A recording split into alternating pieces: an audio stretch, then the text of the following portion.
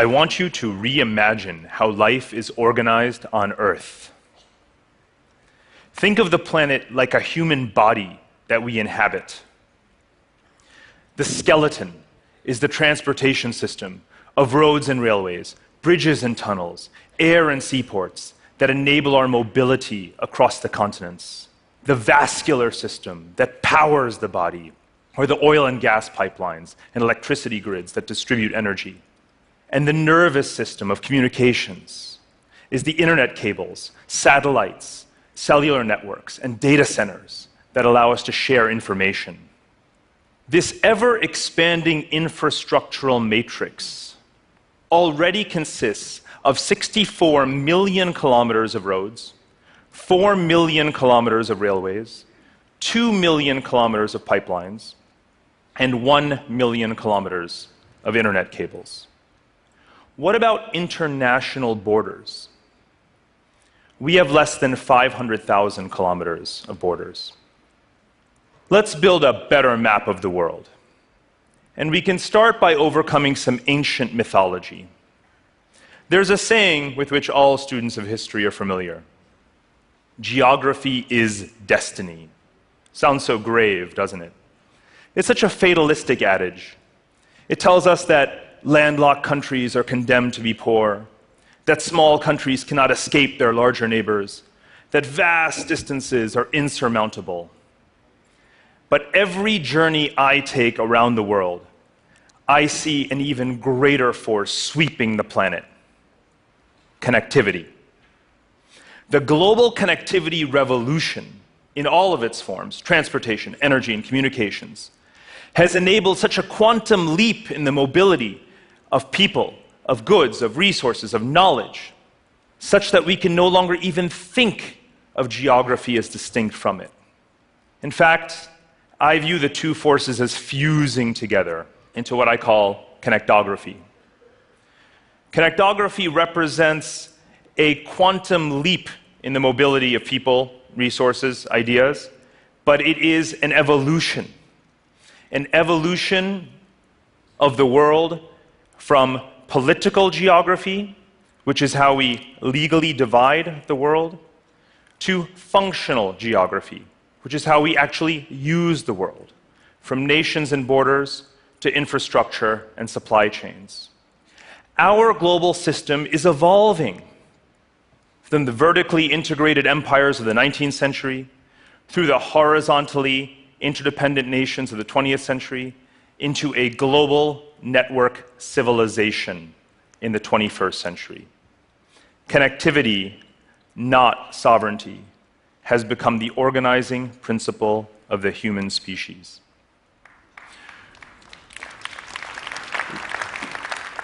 We are becoming this global network civilization because we are literally building it. All of the world's defense budgets and military spending taken together total just under $2 trillion per year. Meanwhile, our global infrastructure spending is projected to rise to $9 trillion per year within the coming decade. And well, it should.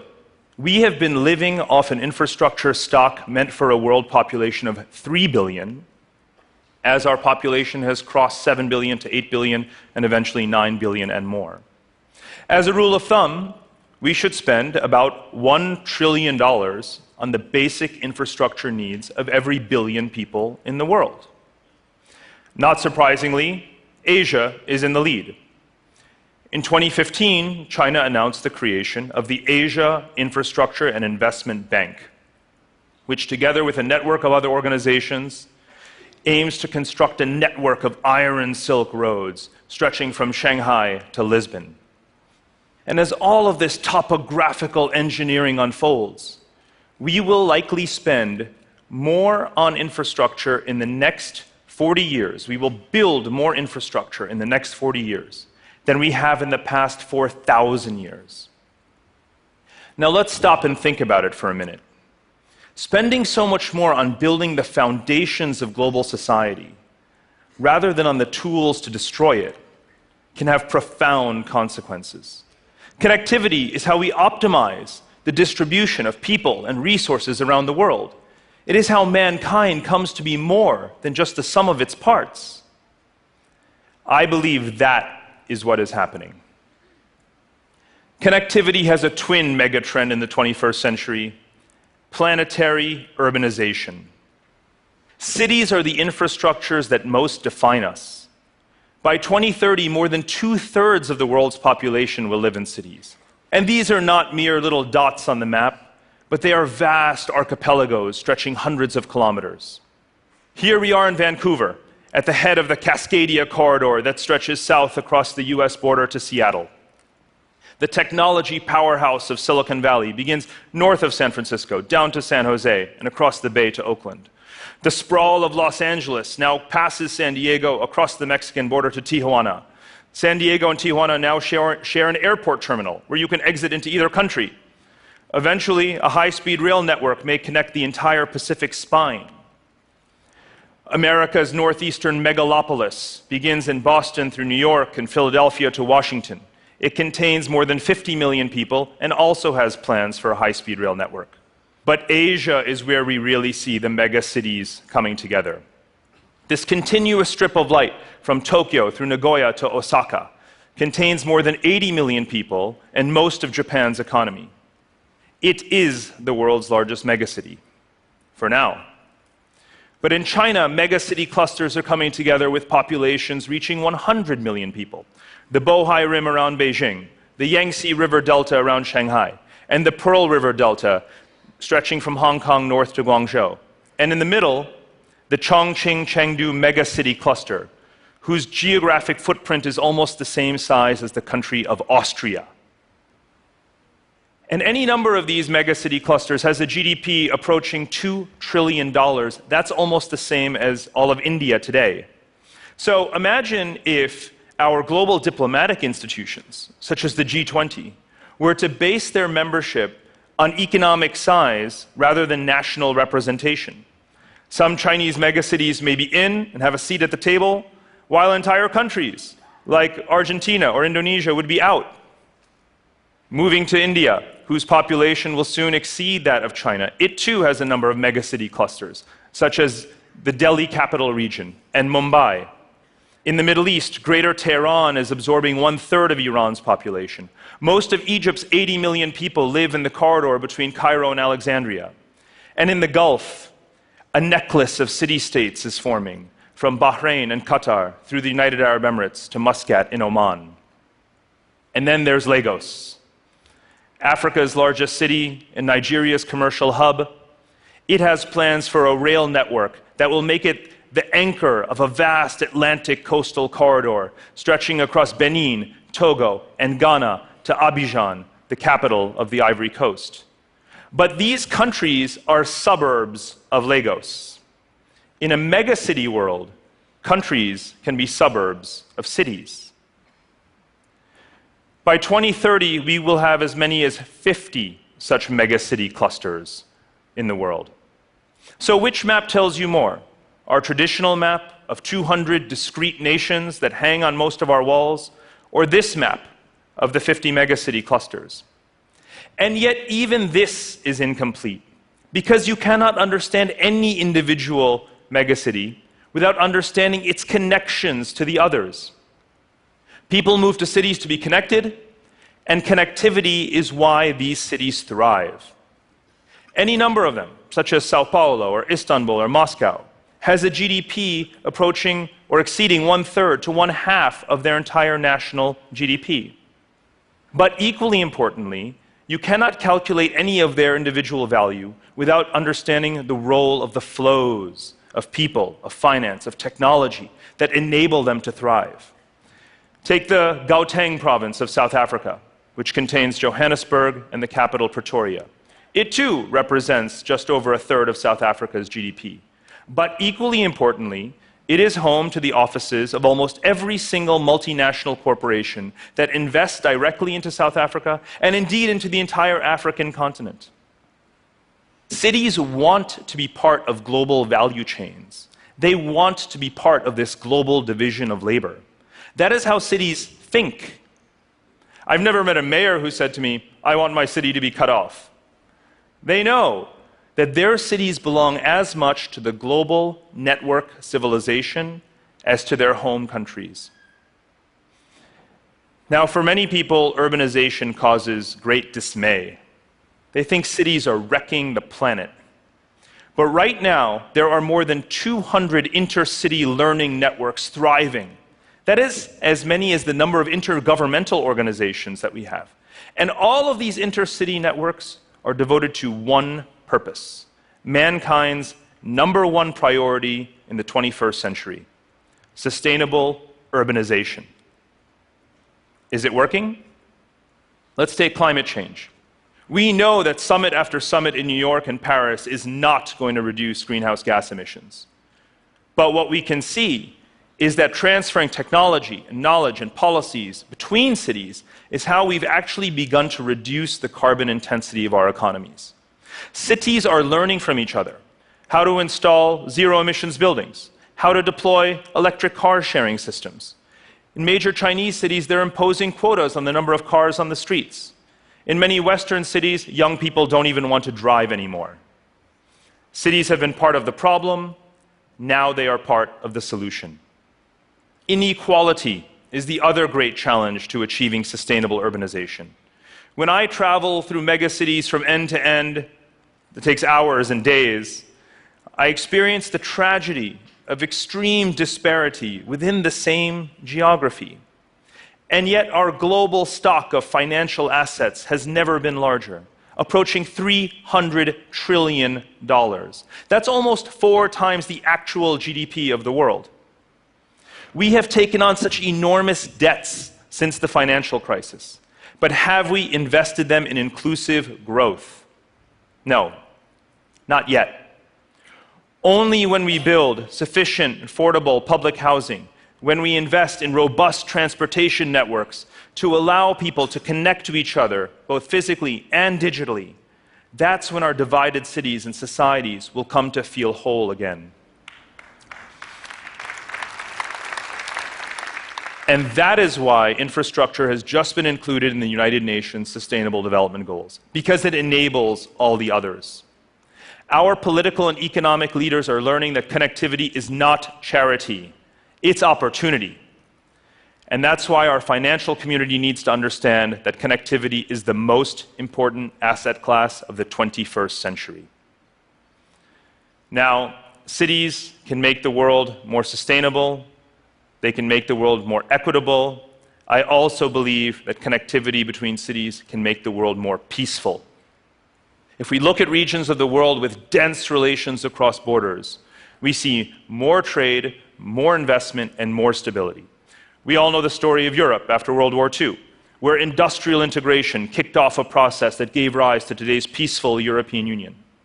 And you can see that Russia, by the way, is the least connected of major powers in the international system. And that goes a long way towards explaining the tensions today. Countries that have less stake in the system also have less to lose in disturbing it. In North America, the lines that matter most on the map are not the US-Canada border or the US-Mexico border, but the dense network of roads and railways and pipelines and electricity grids and even water canals that are forming an integrated North American Union. North America does not need more walls. It needs more connections.